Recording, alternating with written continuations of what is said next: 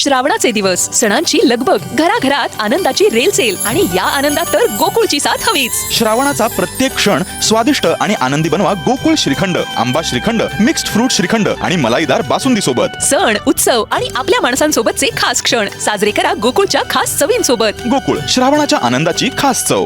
देवगड निपाणी महामार्गाच्या नव्यानं करण्यात आलेल्या काँक्रिटीकरणाच्या कामाचा दर्जा काही दिवसातच उघड झाल्याचा आरोप होतोय.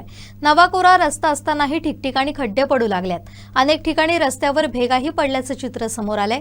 कोट्यवधी रुपये खर्च करून करण्यात आलेल्या कामाचा दर्जा ठेकेदारानं खरोखरच राखलाय का, असा थेट सवाल उपस्थित होतोय.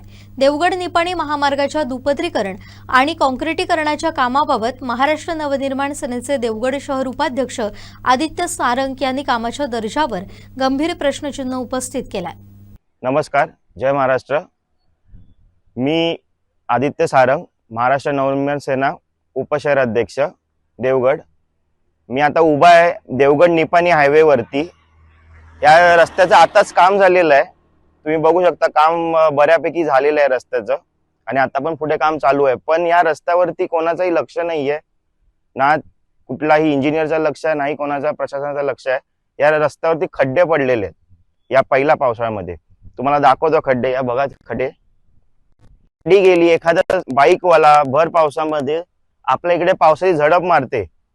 जर गाडीवाला या खड्ड्यामध्ये याची गाडी अडकून तो पडला आणि काही अपघात झाला तर ह्याला जबाबदार कोण राहणार? खड्डे भरपूर या पुढे रस्त्यापर्यंत, जिथे आता नवीन फक्त 4 दिवस काम झालंय, त्या 4 दिवसामध्ये त्या रस्त्यावरती खड्डे पण पडलेत आणि त्या रस्त्याला चिरा पण भेगा पण पडलेले आहेत. याच्यावरती इंजिनियर लोक काही लक्ष देत नाहीत, फक्त काम करत चाललेले आहेत आणि मागे काय रस्त्याची हालत आहे, काय झालंय ते कोणच बघत नाहीये. हे सरकार टॅक्स घेऊन करतं काय आहे? फक्त आमच्या गावातल्या लोकांना तुम्ही समज देणार, त्यांचा टॅक्स घेणार आणि त्यांचा पैशाचा उपयोग तुम्ही असा करता या कामात. खड्ड्याची हालत तुम्ही बघू शकता. आता मगाशी तुम्हाला जसं दाखवलं, जेवढा खड्डा पडला हा पण खड्डा बघून घ्या तुम्ही. ही अशीच हालत पुढपर्यंत रस्त्याची झालेली आहे. जोपर्यंत काम त्यांचं आता चालू आहे, तर पाठीमागे ते लोक इंजिनियर पण लक्ष देत नाही, ना कोणी लक्ष देत आहे. तसंच इकडे मोठे मोठे टायरचे तुम्हाला निशाण पण दिसतात.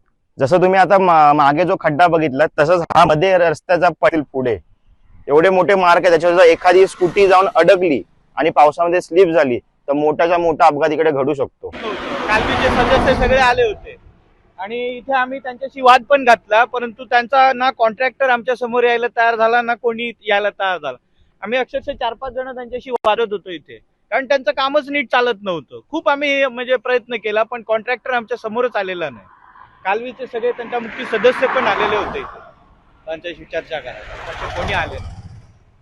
तुम्ही आता बघू शकता, हे इकडचे ग्रामस्थ आहेत, स्थानिक आहेत, यांनी पण त्याच्याशी बोलायचा संपर्क केला, पण ते लोक कोणी कॉन्ट्रॅक्टर येत नाही समोर, काही बोलायला येत नाहीयेत. अक्षरशः रस्त्याची हालत बेकार होणार आहे. आणि हे खड्डे बघा ना, इथे खड्डे आहेत, तिथे पुढे पण आहेत. ग्रामस्थांचं पण तुम्ही ऐकता, ग्रामस्थ पण आम्हाला भेटलेत.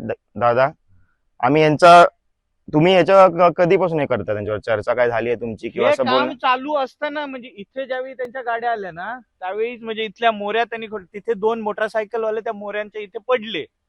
कारण का, तर त्यांनी त्या खोदून ठेवून जवळजवळ 15 ते 20 दिवस अधिक होऊन गेले होते, परंतु ते काम त्यांचं काय पूर्ण होत नव्हतं. मग त्यावेळी पहिल्यांदा तिथे विरोध झाला. त्याच्यानंतर त्यांनी मध्ये इथे पण ती मोरी घातली, त्याचं सुद्धा काम नीट नव्हतं. तिथे वळणामध्ये पण झाले, कारण का त्यांच्या कामाची पद्धत बरोबर नव्हती. म्हणजे ते टप्प्याने जे काय काम क्लिअरली चालायला हवं होतं ना, ते चालत नव्हतं त्यांचं. आणि दुसरी गोष्ट म्हणजे त्याच्यावरती पाणी पण ते व्यवस्थित मारत नव्हते. जे ह्याच्यावरती पाणी, आणि पाण्यासंदर्भात पहिला वाद झाला की तुम्ही ते जे काय हे करताय ना, त्याच्यावरती पाण्याची खूप गरज होती, परंतु ते काय त्यांनी नीट वापरलेलं नाही पाणी. म्हणजे आमच्या तिकडे पण कोणी, मेन म्हणजे आधी तो कॉन्ट्रॅक्टर जो कोण होता तो समोर आलेलाच नाही. चालेल, आम्ही ह्याच्यावरती हे करतोय, तुम्हाला लवकर याचं समाधान होईल. नाही, कारण काय तुम्हाला सांगतो, आता परवा आम्ही आदमापूर ते कोल्हापूर रोडला गेलो, आदमापूरवरनं यात्रा करायला गेलो. त्या रोडची जी लेवल होती ना, पोटातलं पाणी हलत नव्हतं आणि ह्या रोडवर दणादणा दणके बसतायत. हेच म्हणजे सध्या याच योजनेतनं तोही रस्ता झालाय. त्या रोडची जाऊन लेवल बघा. आम्ही मोटरसायकलने पण त्या रोडनी गेलो आणि कारने पण गेलो, बोललो. मी महाराष्ट्र नवनिर्माण सेनेचा उपशहर अध्यक्ष आहे आदित्य सारंग. आम्ही ते रस्त्यावरती हे भरपूर हे झालेले आहेत. आम्हाला तक्रारी पण भरपूर लोकांच्या आलेत. आम्ही कोणी कार्यकर्ते नाही आहोत, पण आम्ही इथले लोकल नागरिक आहोत. आम्हाला ते पण आता हे झालंय, त्यांनी रस्ता नाहीये. रोलर मारून ही लेवल केली होती, त्याच्यानंतर त्यांनी पाईप ह्याच हो, इलेक्ट्रिक लाईन इलेक्ट्रिक लाईन टाकतायत. आणि पूर्ण जे काही साधारण होतं ना त्याचा सुद्धा सत्यानाश करून टाकलाय. याला खरं तर साईडने डांबर 2 फुटाचं किमान डांबराची पट्टी तरी होती, कारण आता ह्या धारेवरती टायर फाटतायत लोकांचे घासून. होय. तो सत्यानाश होणार आहे साईड पट्टीचा, आणि हे इथे खड्डा पडणार, लोकांच्या गाड्या अजून आपटणार. ठीक आहे, धन्यवाद. ठीक आहे, धन्यवाद. पट्टा आहे, पुरा टायर पट्टा आहे, एवढा मोठा पट्टा आहे. तुम्ही विचार करू शकता या रस्त्याचं काम काय म्हणून झालं असेल. आम्हाला बरेचसे ग्रामस्थांनी पण आता इकडे भेटून आम्हाला सांगितलं होतं की याच्या अगोदर पण 2 गाडीवाल्यांचा इकडे अपघात झालेला आहे. त्या अपघाताला जबाबदार कोण राहणार आहे? प्रशासन जबाबदार घेणार आहेत काय?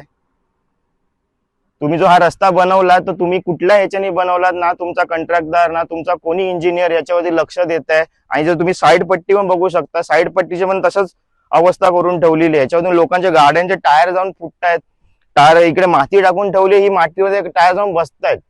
ही तुम्ही माती टाकून ठेवली, ही मातीमध्ये जर आता अजून पाऊस जर पडला ही माती खालती खचणार आहे.